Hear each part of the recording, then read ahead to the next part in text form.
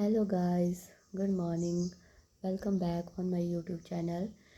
Today we will start our first chapter of class 6th, The Wonderful World of Science.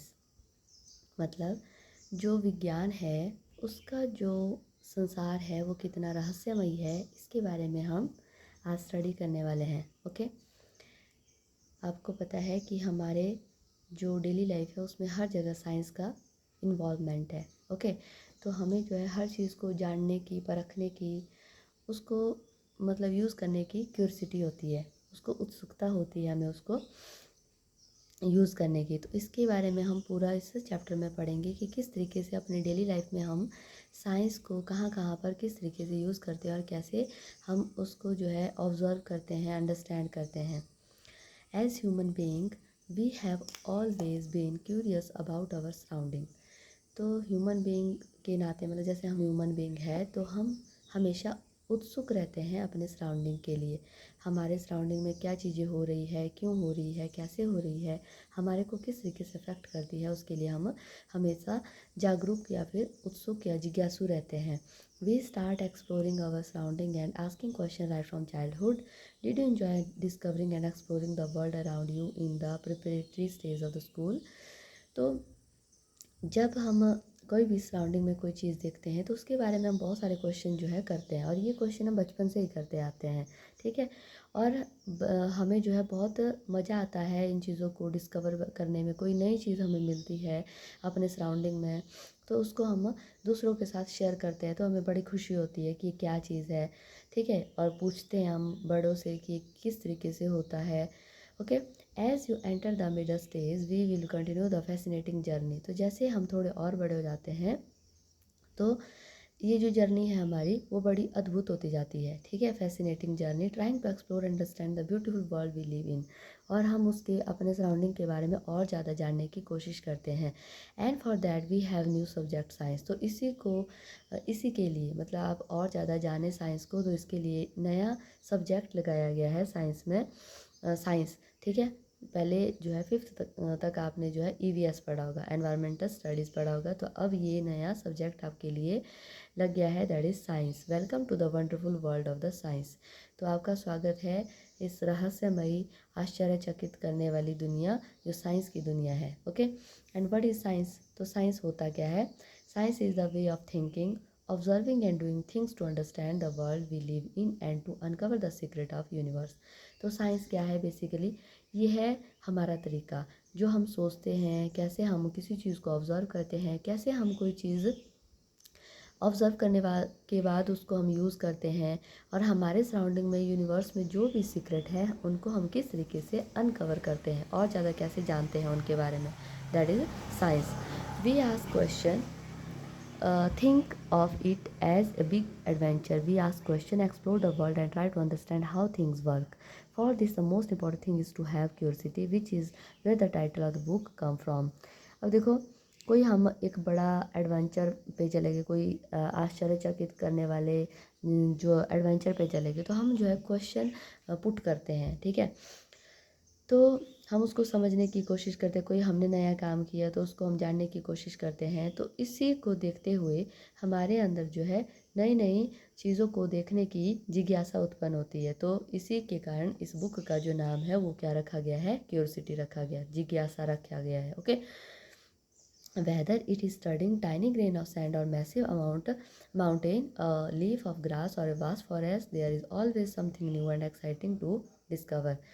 तो चाहे वो छोटा सा पार्टिकल हो जिसको हम स्टडी करते हो, या एक बहुत बड़ा पहाड़ हो, छोटा सा पत्ता हो, या फिर बहुत बड़ा फॉरेस्ट हो, ये सारी की सारी चीज़ें जो है नई चीज़ें हैं हमारे लिए और एक्साइट करने वाली है। अगर हम इनके बारे में और जानते हैं तो हम जो खुद को मानते हैं कि हम जो है इस चीज़ को डिस्कवर कर रहे हैं। Have you ever looked up at the night sky and wonderful why the star sign?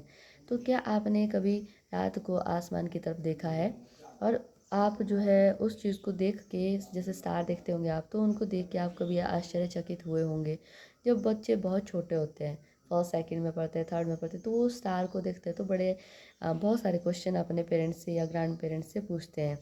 और watch a flower bloom and wonder how it knows when to open. और या फिर आपने कभी फ्लावर देखा होगा कि कब वो ओपन होता है और किस तरीके से ओपन होता है। These are just a few of the many mysteries that science help us the unravel. तो ये बहुत सारी ऐसी छोटी छोटी जो है ऐसी मिस्ट्रीज़ है, मतलब गुत्थियाँ हैं, छोटे छोटे क्वेश्चंस है जिनको आप इस चैप्टर में या फिर इस बुक में अनरिवेल करेंगे, उनके बारे में जानेंगे।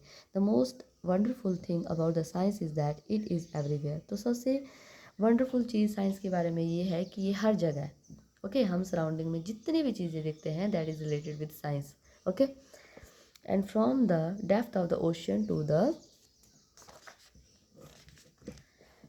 vastness of the our space, from what is cooking in the kitchen and what is happening in the playground, and some of the most under groundbreaking discovery have often become from the unexpected places। अब देखो, ये जो science है वो समुद्र की गहराई से लेकर के खुले आसमान तक है। जितना भी खुला स्पेस आपको दिख रहा है वो सारा का सारा साइंस के अंडर आता है।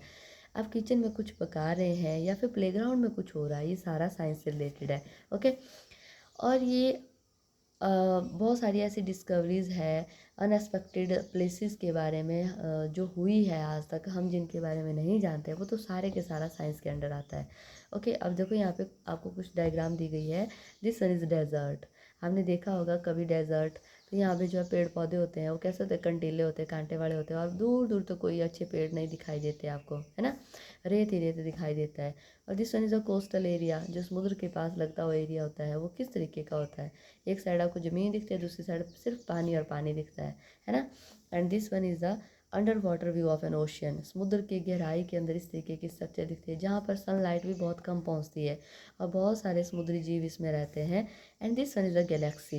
गैलेक्सी क्या होता है, बहुत सारे जो आपके स्टार है उनका ग्रुप होता है ना। गैलेक्सी, बहुत सारे स्टार इसमें होते हैं, और हम कौन सी गैलेक्सी में रहते हैं, द मिल्की वे में। Okay, the science is like a giant and unending jigsaw puzzle. तो साइंस एक बहुत बड़ा, जिसका कोई अंत होने वाला नहीं है, पजल की तरह, और वो जिग जैग पैटर्न में चलता है, कभी इस तरफ जाएगा कभी उस तरफ जाएगा। Okay, every new discovery we make add another piece to this puzzle. तो जितनी भी नई डिस्कवरी हम करते जाते हैं तो वो उस पज़ल में एक नया मोड़ जो है लाता जाता है। And we you know that best thing about the puzzle. तो आपको पता है कि पज़ल के का एक नया या फिर इंटरेस्टिंग चीज़ क्या होती है, there is no limit to what we can discover since every new piece of knowledge leads to more question and more things to be find out.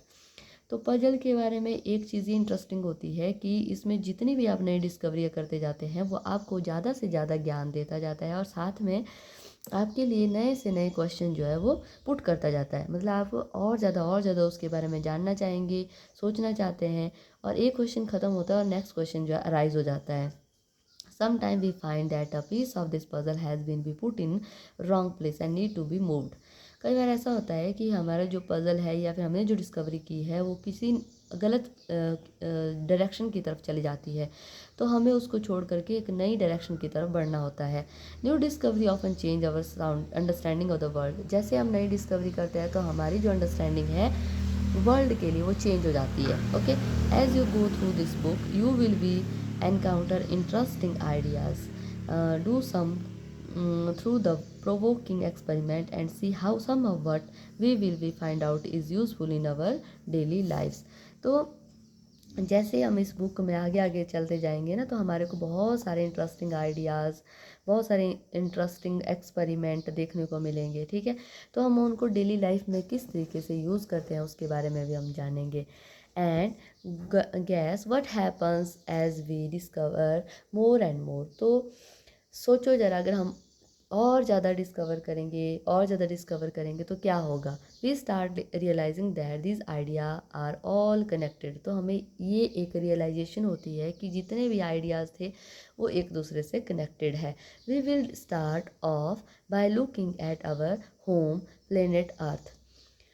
तो जैसे हम साइंस के बारे में स्टार्ट करते हैं सोचना, है ना, तो हमारे को जो है ऐसा लगता है कि हमारा जो अर्थ है ना वो बहुत ही छोटा है। ठीक है, मतलब हम एक तरीके से भूल जाते हैं कि इसके बाहर भी कुछ है, कितने सारे प्लेनेट्स हैं, वो प्लेनेट किस तरीके के हैं, कहाँ पर है, दूसरे प्लेनेट्स में क्या है, कितनी दूरी पर है, होता है ना ऐसा, आपने देखा होगा। It is the only planet we know that support the life and it has been an environment that we must protect. हमारा जो अर्थ है ना, वो एक ऐसा प्लेनेट है जो लाइफ को सपोर्ट करता है। मतलब बहुत सारे प्लेनेट है, ठीक है, आपके जो यूनिवर्स है उसमें नंबर ऑफ प्लेनेट है, पर हमारा जो अर्थ है वो ऐसा प्लेनेट है जिसमें लाइफ सपोर्ट होती है। मतलब हर एक चीज़ जो लाइफ को के लिए पॉसिबल, लाइफ को सरवाइव करने के लिए पॉसिबल है, वो सारी चीज़ें इसमें है। There is an amazing variety of life on earth. और इसके ऊपर ना अमेजिंग वेराइटी है, मतलब आपको अलग अलग तरह के जीव जंतु मिलेंगे, plants, animal that have been manage to survive and thrive in different region of the planet. और बहुत सारे ऐसे जीव जो आपके अलग अलग कंडीशन में आपको आप जो सर्वाइव होते हुए दिखाई देंगे। Okay, you might have been seen a seed grown in a plants और a caterpillar transform into a beautiful butterfly and many more such observation. तो आपने देखा होगा कि एक सीड को जैसे आप ज़मीन में बोते तो किस तरीके वो प्लांट के रूप में कन्वर्ट हो जाता है। और इसके साथ आपने एक कैटरपिलर को देखा होगा कि वो कैटरपिलर किस तरीके से कुछ टाइम के बाद जो है अपने आप बटरफ्लाई के रूप में चेंज हो जाता है। ठीक है, how do these plants and animal grow, किस तरीके से ये प्लांट्स है, एनिमल्स है और जितने भी ऑर्गेनिज्म है वो किस तरीके से आपके बढ़ते हैं। ओके, देखो यहाँ पर आपको दिख रहा है काऊ है, काऊ का बछड़ा है ना। अब इसको काल्फ बोलते हैं ना। तो कैसे छोटा सा है, फिर वो बड़ा हो जाएगा बिल्कुल इसके बराबर, है ना। यहाँ पे देखो आपका कैटरपिलर दिख रहा है, अभी ये पत्तियाँ खा रहा है और कुछ टाइम के बाद इसकी फॉर्म चेंज हो जाएगी, बटरफ्लाई के रूप में उड़ जाएगा। यहाँ पे छोटा सा सीड आपने ज़मीन में डाला था और वो अब प्लांट बन चुका है ना। Of course to grow we need food to eat. अब देखो जैसे हमने ग्रो होना है ना, किसी भी ऑर्गेनिज्म ने ग्रो होना है तो उसको फूड चाहिए होता है। And specially in the large and diverse country like India food is so fascinating. तो स्पेशली जो इंडिया है एक बहुत बड़ी कंट्री है, तो यहाँ पर जो भोजन है ना एक बहुत ही मतलब अहम चीज़ है। And across the country we have different cuisines with their many tasty dishes.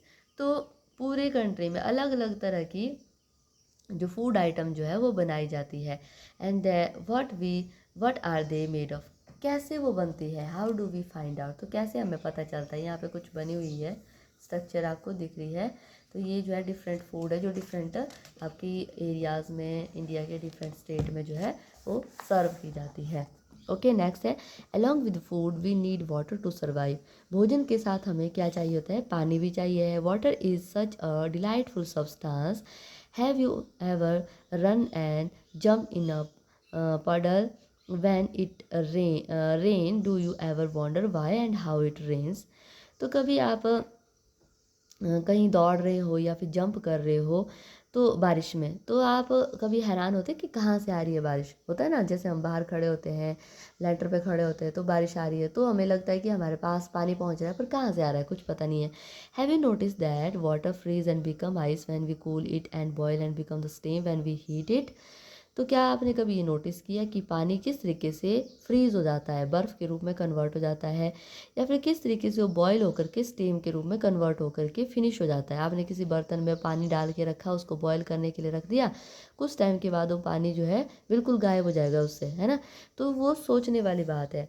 And do you enjoy the drinking cool water in the summer and showering with the warm water in the winter. आप इसका भी enjoy लेते होंगे जब गर्मियों के दिनों में हम ठंडा पानी पीते हैं, सर्दियों के दिनों में हम गर्म पानी से नहाते हैं। How do we understand hot and cold, तो कैसे हमें ठंडे और गर्म का पता चलता है। वेदर इट इज़ वाटर और our own body when we have fever, finding out how hot something is can be important. तो जो वाटर है हमारी बॉडी,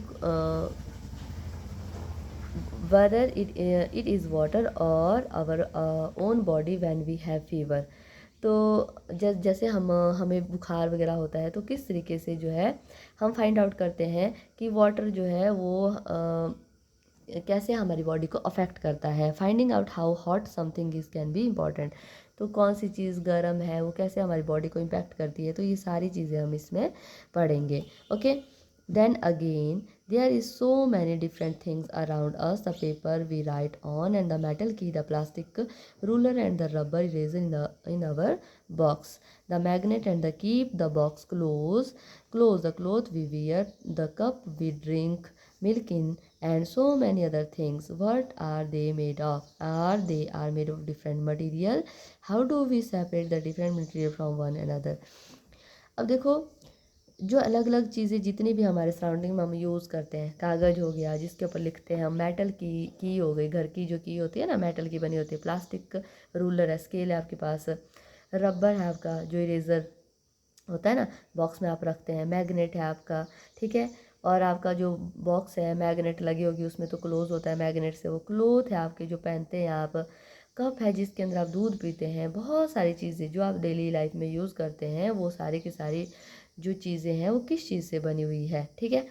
तो क्या वो डिफरेंट मटेरियल जो है एक दूसरे से वो किस तरीके से डिफरेंट है? कई प्लास्टिक के बने हैं, कई मेटल के बने हैं, कई किस तरीके से कई जो है मैग्नेट से बने हैं, तो कैसे वो एक दूसरे से वेरी करते हैं। We will have an almost unending list of question about everything on earth as we further explore this book।